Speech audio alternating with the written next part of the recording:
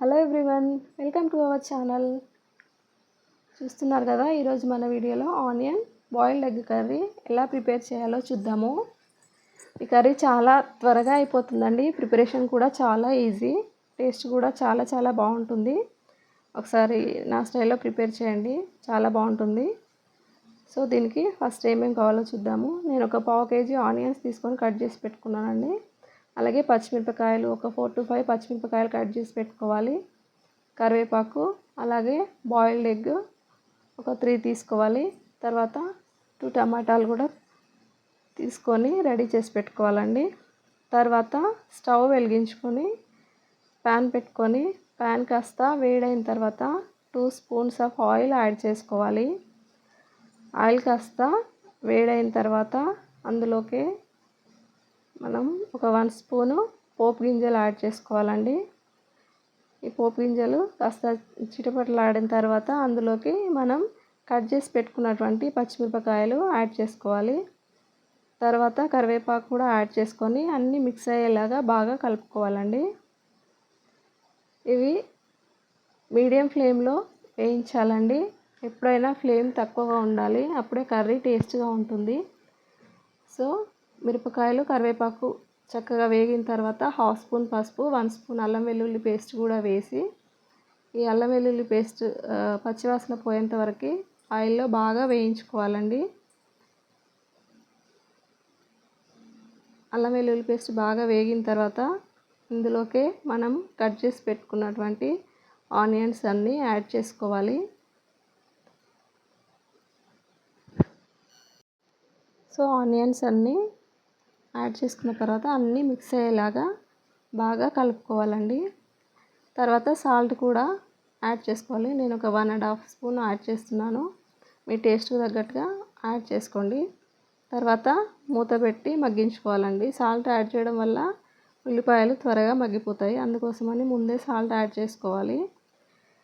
మూత పెట్టి ఒక 2-3 మినిట్స్ మగ్గించి తర్వాత మధ్యలో కలుపుతూ ఉండాలండి. ఒక 5 మినిట్స్ మధ్యలో కలుపుతూ చక్కగా మగ్గించుకోవాలి. చూడండి, చాలా మగ్గిపోయాయి కదా. తర్వాత ఒకసారి చక్కగా కలిపేసుకొని ఇందులోకే మనం టమాటాలు కూడా కట్ చేసి పెట్టుకొని అవి యాడ్ చేసుకోవాలండి. టమాటాలు యాడ్ చేసిన తర్వాత ఒక 2 స్పూన్ కారం యాడ్ చేసుకోవాలి. ఇందులో కారం కాస్త ఎక్కువగానే యాడ్ చేసుకోవాలండి, అప్పుడే టేస్ట్గా ఉంటుంది. లేదంటే కదా స్వీట్గా ఉంటుంది, ఆనియన్ కర్రీ కదా. సో కారం ఎక్కువ ఉంటేనే బాగుంటుంది. కారం యాడ్ చేసిన తర్వాత మూత పెట్టుకొని ఒక 5 మినిట్స్ మగ్గించుకోవాలండి. చూడండి, తర్వాత మూత తీసి అంతా కలిపేసుకోవాలి.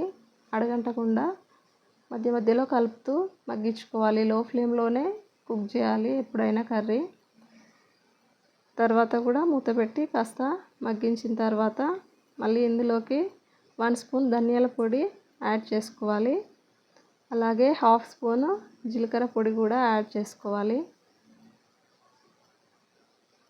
ఇవి యాడ్ చేసిన తర్వాత మనకు ఎంత అవసరమో అంత వాటర్ గ్రేవీ కోసము యాడ్ చేసుకోవాలి. నేను ఒక 1/2 గ్లాస్ వాటర్ యాడ్ చేశాను.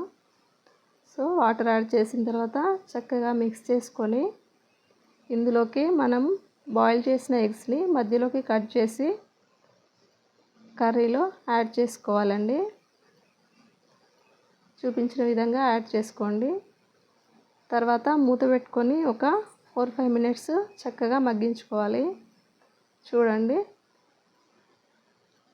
మగ్గిపోయిన తర్వాత స్లోగా మళ్ళీ టర్న్ చేసుకొని మళ్ళీ మూత పెట్టుకొని ఒక 2-3 మినిట్స్ మగ్గించుకుంటే 2 సైడ్స్ చక్కగా బాయిల్డ్ అయిపోతాయి. కర్రీ కూడా ఎగ్స్కి బాగా పట్టి బాగా టేస్టీగా ఉంటుందండి. అంతేనండి, మన కర్రీ ప్రిపేర్ అయిపోయినట్టే. చూడండి ఎంత బాగుందో, చాలా టేస్టీగా ఉంటుంది.